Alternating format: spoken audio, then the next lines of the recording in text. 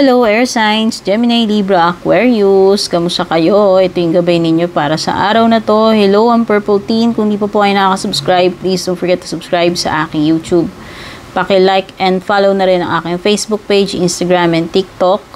So, ito po ay collective reading lamang. Pwedeng tutugma, pwedeng hindi. No? So, isa-isip nyo po yan. Kung gusto nyo po na tugmang-tugma sa inyo, pwede naman po kayo magpa-personal reading. By the way, kung gusto nyo magpa-personal reading, mag-send lang kayo ng PM sa aking FB page. Hanapin nyo yung link at details na kalagay sa description below. Okay, so ang lucky numbers mo, Gemini, 25 to 14, 24, 45, at saka 38. At ang lucky day mo is Sunday. Ikaw naman, Libra, ang lucky day mo Sunday din, kapareho ni Gemini, pero ang lucky numbers mo 25, 44, 13, 57, 40, at saka 24. Ikaw naman, Aquarius, ang lucky day mo Wednesday at ang lucky numbers mo 11, 20, 48, 46, 34, and 54. Tingnan na natin. Ano ba tong overall energy nitong araw ninyo? Uy, tumalon. Air signs. Uy, Ace of Cups. So, mukhang may kinalaman ito sa feelings mo or relationship, connection. No? Whether romantic ito, friendship, no?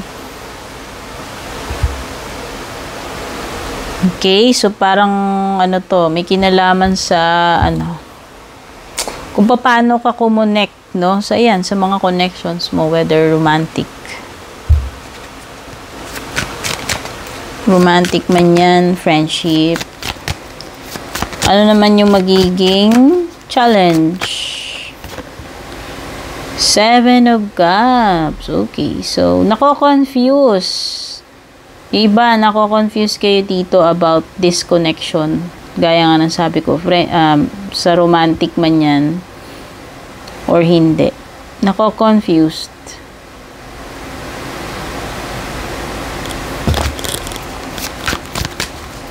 Confused kayo sa ano ba yung pwedeng na iba, nako-confuse kayo sa ano ba talaga yung anong klaseng connection ba meron kayo nito? Kayo ba o hindi? Ayun o, yung pwedeng ganun eh. Iba nako-confuse kayo.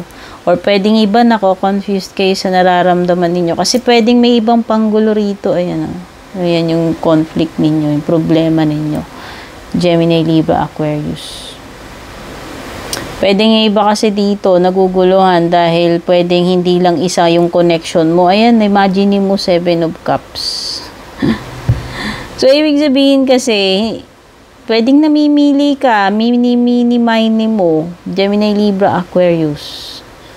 Pwedeng hindi lang isa yung kakonect mo dito eh, kaya ka naguguluhan. Diba, mas simple yung buhay mo pag konti lang or isa lang yung meron sa harapan mo. Kasi hindi nasasakit ulo mo mamili eh. So, pwedeng yan. Merong ano, pwedeng iba may conflict kasi hindi lang isa yung kakonect. No, kung ikaw man yan, yung maraming kakonect o yung person mo, yung maraming kakonect, kaya kayo nagkakaproblema. Yun yung problema mo ngayon. So, hindi mo na tuloy alam ano ba talaga tong tawag sa connection yung dalawa. No? Ano ba talaga standing ng relasyon ninyo? Ano ba talaga yung ano ka para sa kanya? Or ano siya para sa iyo? Naguguluhan. So, ano yung magiging outcome nito?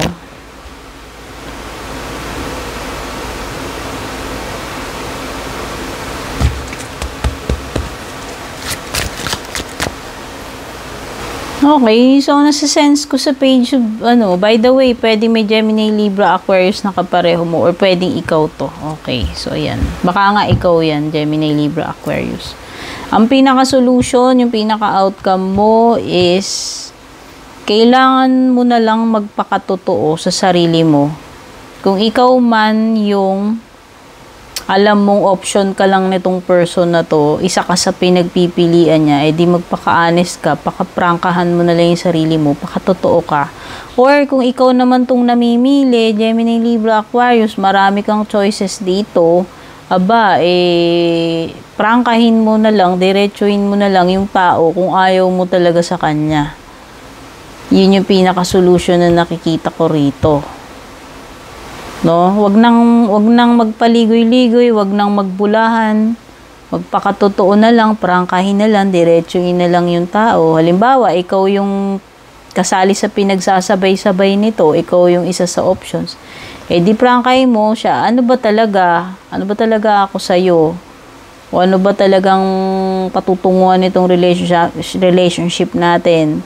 At kung ikaw naman yung marami ditong pinaiikot-ikot dito, Gemini, Libra, Aquarius, aba, mamili ka or prangkahin mo na lang kung sino ba talaga yung gusto mo o ayaw mo rito para magkaalaman na rin. Hindi na rin naman, alam mo yun, mag-aksaya ng panahon or makasakit ka pa dun sa isa, no? So, yan, nakikita ko dito, ang outcome is magpapaka-prangka, magpapakatotoo na lang sa sarili. Sige. Maki-clarify yung Ace of Cups.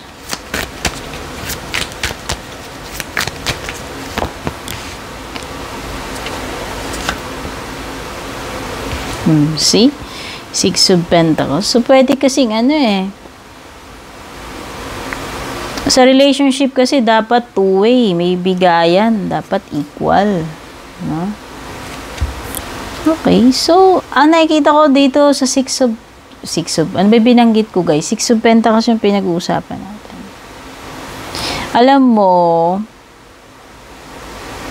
it seems na meron sa inyong hindi nakakakuha what you deserve.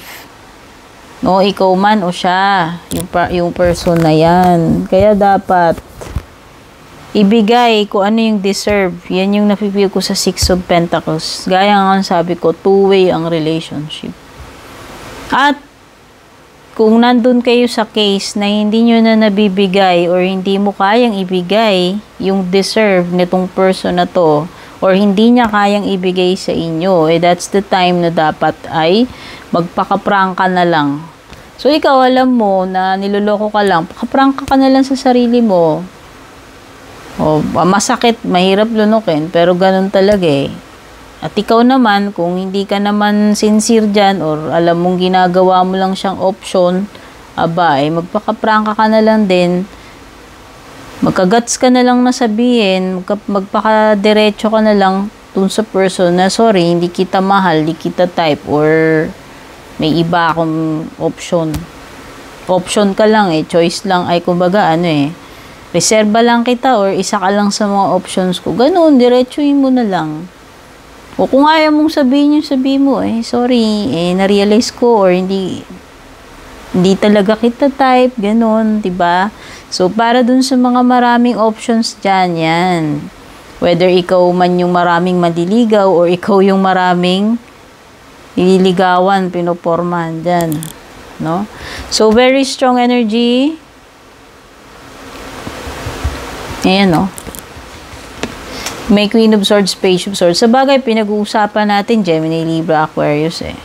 Okay? O, diba, lumitaw si Queen of Swords. Ang ibig sabihin talaga, dapat magpakatotoo na lang kayong dalawa sa isa't isa. Ayun na nga yung kanina pa nating pinag-uusapan. Kasi hindi yung lumilitaw. Napipil ko kay Page of Swords. Yun din yung lumilitaw kay Queen of Swords. No? Parang nakikita ko lang talagang solution dito or magiging outcome talaga is magpapakatotoo na lang kayo sa isa't isa. Eh. Kung maghiwalay, di maghiwalay. No?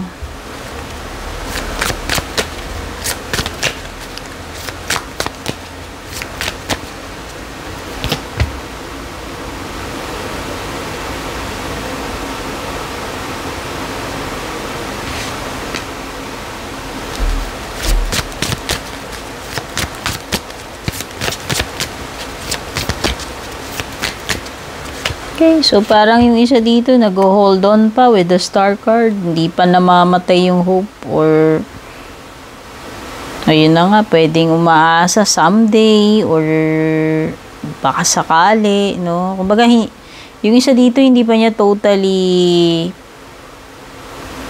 totally nawawala ng pag-asa. Ikaw man yan o yung person na to.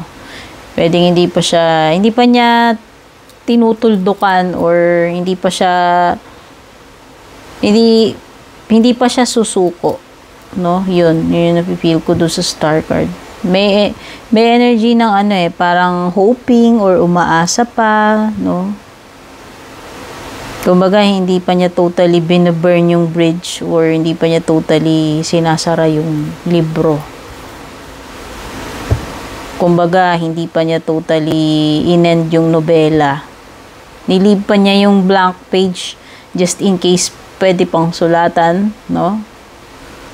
Okay. Hindi ko alam kung ikaw yan o siya.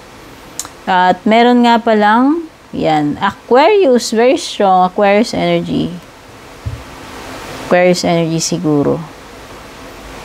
Pwedeng itong reading na to is more on sa energy ni Aquarius. Pero, since this is Gemini, Libra, Aquarius, pwede rin naman kay Libra, pwede rin naman kay Gemini. Pero, meron lang strong energy ng Aquarius dito. Baka naman kasi yung kadil mo is pareho mo ring air sign, no?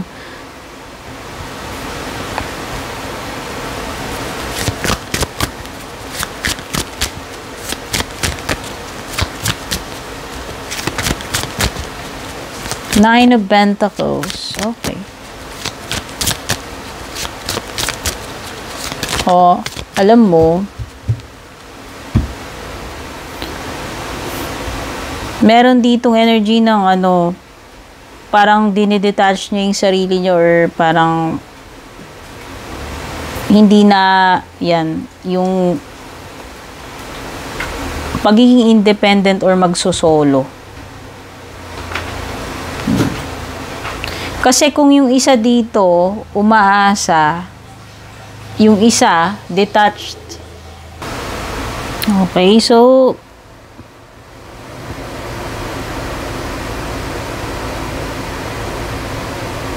pwede kasing yung isa dito, gaya nga sabi ko, di ba, may energy na parang isa pwedeng hoping, no? Pwedeng baka in the future, hindi pa niya totally kinuklose yung libro. Yan. Pero yung isa kasi is, parang sa kanya, lang, hindi siya ganun ka, alam mo yun, hindi, kung mag-continue kayo, okay lang. Kung hindi, okay lang din. Ito, kung sino man itong nire-represent ni Nine of Pentacles, parang nasa-sense ko energy sa kanya Kumbaga, kaya ko kahit wala ka. No? Parang okay lang. Kung tayo, okay lang din. Nandyan ka pa. Pero kung wala ka, okay lang din. Okay lang ako. Yun. So, parang hindi, nakikita ko hindi balance kasi yung isa pwedeng attached siya, pero yung isa hindi. No? Kaya nga siguro, ayan, kung sino yung nagmamaganda rito, siya kasi may maraming options, tapos yung isa, wala naman. No? So, unfair talaga. Yan si sense ko rito. May unfair, no? Kaya dapat, ayan ibigay ko ano yung deserve Six of Pentacles Pwede kasing may hindi nakaka-receive dito ng deserve niya. No? So, yun na lang. Ang nakikita ko nga outcome dito, magprangkahan na lang kayo End of story. Yun yung outcome, no? Magpakatotoo na lang kayo pareho. Okay. Para kasi yung isa dito, hindi na rin umaasa. Kasi meron ngang umaasa dito sa star card No? Yung binabanggit ko kanina, pwedeng may strong Aquarius energy.